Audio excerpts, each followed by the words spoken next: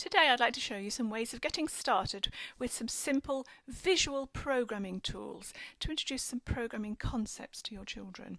And I'm going to start by showing you an iPad app called Daisy the Dinosaur, which is a free app for introducing these types of skills in a really simple graphical way.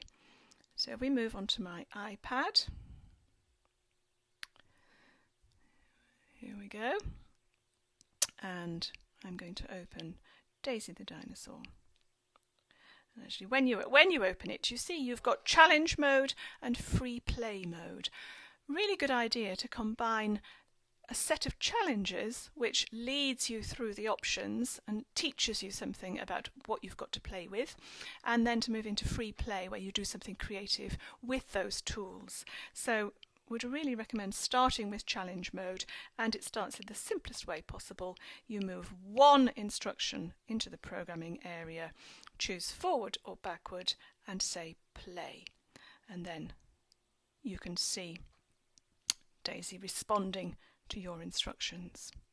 Second challenge, we have to make her move and jump. Still very, very simple, but we're learning to sequence and put commands together.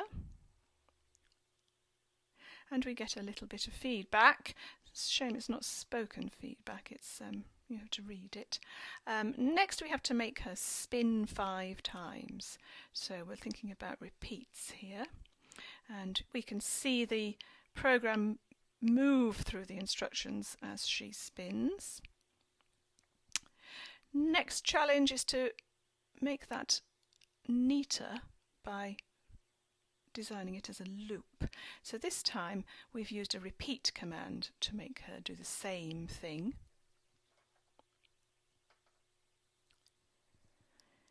And then in the final challenge, you can see there's not an awful lot to it, but we are learning some basic concepts here. In the final challenge, we are going to teach Daisy to respond to a touch.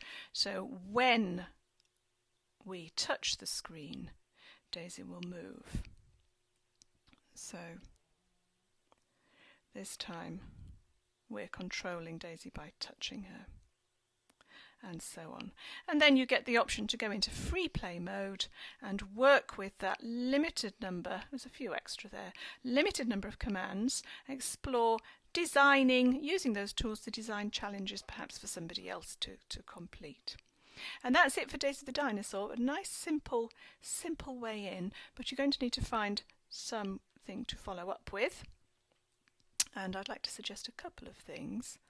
If we stick with Hopscotch, who make the app, they also have a kit on their website. They call them Kits by Hopscotch, and their only kit at the moment is a kit for making a puppy draw program, and this time you're actually writing the code. So you have an area to write in and an area where your drawing appears. So here's one that somebody else has done. Now that looks complicated, but actually it takes you through it, and you can copy and paste code from their suggestions into the sequence. You could also look at what everybody else has done and take apart their code or change their code. So there's a nice gallery of things that other people have made. If you don't want to write code, I would suggest having a look at Scratch, which is a programming language, a visual programming language, which is becoming widely used in primary schools. And a good way into Scratch are these Scratch cards, and you can print and laminate these cards and then work in the program with the cards, which teach you very small sets of instructions. So when the space key is pressed, change the colour of my sprite. That's an example of one card. Here's another one that makes a person dance to a drum beat. So if you haven't seen Scratch before, it looks like this, and you have lots of options on one side. When you run your program, the sprite will respond. Now, a nice idea which you could combine with the Scratch cards is just to give children a small set of commands to work with. So see if they can make something out of a limited set of blocks and run that.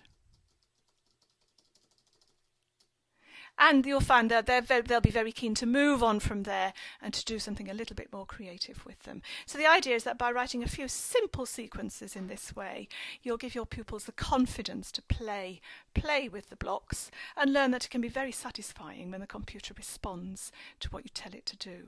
So I hope that's a few ideas just to get started with visual programming tools.